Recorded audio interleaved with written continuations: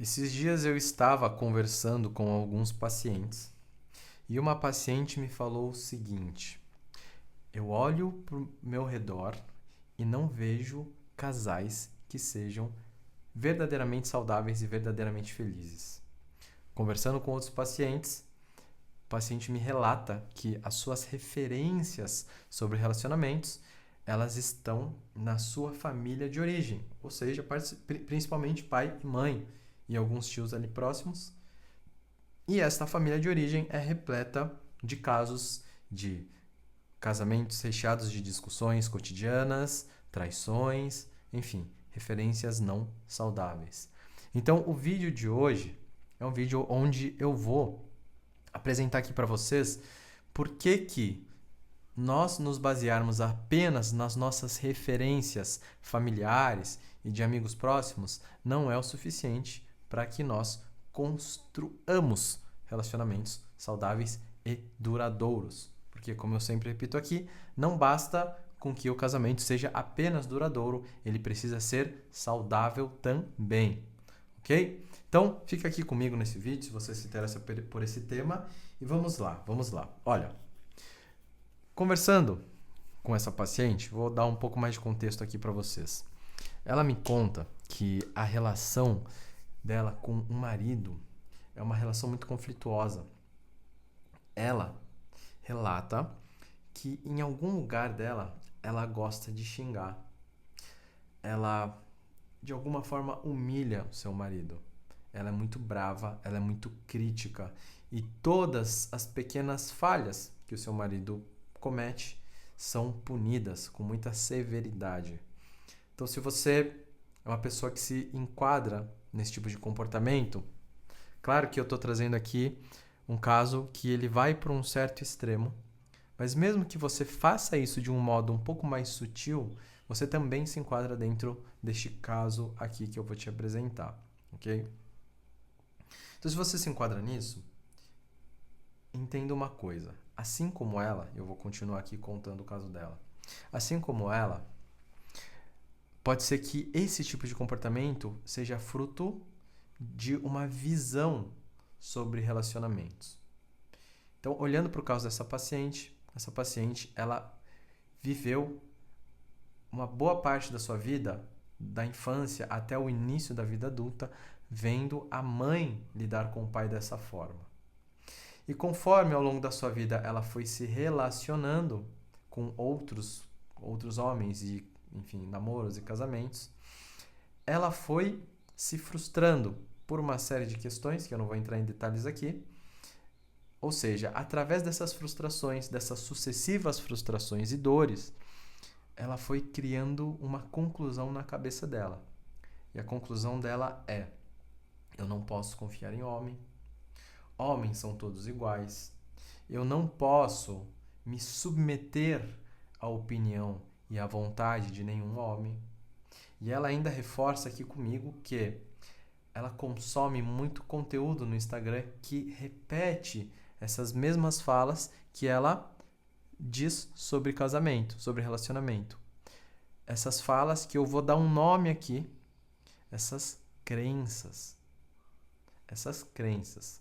Então, todo mundo, absolutamente todo mundo, e você não foge disso, possui um conjunto de crenças a respeito da vida familiar e do casamento. E sobre homem e sobre mulher. Se você não toma consciência sobre essas crenças, é capaz de você repetir uma série de padrões familiares, padrões culturais, sem se dar conta de que você está fazendo isso. E mais, corre-se o risco de você achar que isto é o natural, que relacionamento é assim mesmo. E continuando conversando com essa paciente, e se você não sabe, eu me chamo Gabriel Kanashiro e sou terapeuta de casais. E se você se interessa por conhecer mais o meu trabalho, você acessa o meu site que está no link aqui na descrição e entre em contato comigo e a gente pode conversar um pouco sobre o seu caso. Enfim, voltando. Conversando um pouco mais com essa paciente, ela me fala assim: mas como que eu vou me relacionar de um modo diferente se eu nunca vi nenhum relacionamento saudável de verdade? Olha só, esta fala dela mostra uma consciência muito profunda sobre onde está uma parte do seu problema. Né? Mesmo que ela fale essa frase sem ter dimensão da profundidade que ela está dizendo, isso já aponta para ela um caminho, e é este o caminho que eu quero te sugerir aqui. Um caminho de começar a olhar para referências, começar a olhar para casais e entender que há formas diferentes de se relacionar. Atendendo um outro casal, eis que em um dado momento o rapaz olha para mim e fala assim: todo casamento ele é saudável até a segunda página. Quando a gente se aproxima, a gente começa a perceber os podres. Isso também mostra uma crença que diz o seguinte: casamento é assim mesmo. E este rapaz, ele me olha e fala assim: porque eu não acredito em nenhum casamento que seja santo de verdade. E eu o provoco dizendo assim: por que não olhar para os casamentos santos? Por que não olhar para aqueles que, em meio a bilhões de pessoas, realmente se dedicaram a construir um puta de um casamento, um puta do relacionamento? Essas pessoas estão por aí em algum lugar. Essas pessoas já estiveram na face dessa terra e algumas dessas pessoas deixaram registros de alguma forma sobre isso. Escreveram livros, deixaram relatos documentados em vídeos, de repente, em materiais, enfim. O que eu quero dizer para vocês é: quando nós não temos uma riqueza no nosso imaginário sobre aonde um casamento saudável pode chegar, nós corremos o risco de achar que uma série de dificuldades são o normal, são aquilo que é o natural dentro de um casamento e que casamento é assim mesmo. Por isso, uma provocação que eu trago aqui para vocês nesse vídeo é a seguinte: expandam os seus horizontes. Busquem ativamente casais que constroem relacionamentos realmente saudáveis, relacionamentos que funcionam, relacionamentos que são, de fato, um caminho de realização pessoal. E eu vou trazer aqui uma provocação aqui para vocês. O nosso casamento, ele é uma das nossas vocações. E tem algum vídeo que eu falei mais aprofundadamente sobre isso, né? O casamento enquanto vocação.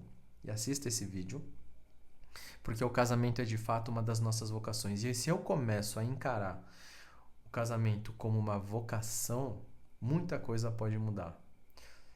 Só que não adianta nada eu te falar isso e quando você pensa em casamento saudável, te vem um espaço vazio. Ou seja, no seu imaginário não há esse tipo de referencial. Então, vou repetir aqui: ativamente busquem esse tipo de referencial. Tá?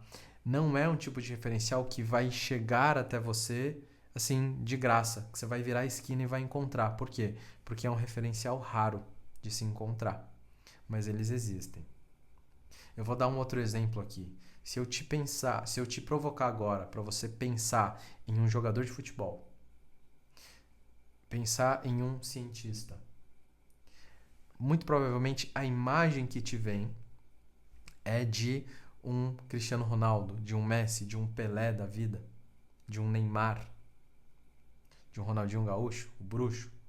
Se eu te provocar a pensar em jogador de futebol, você vai imediatamente invocar na sua memória, no seu imaginário, uma figura de excelência. Se você pensar numa figura, num cientista, vai te vir uma figura de excelência, um Albert Einstein da vida, um Stephen Hawking, sei lá, uma Marie Curie.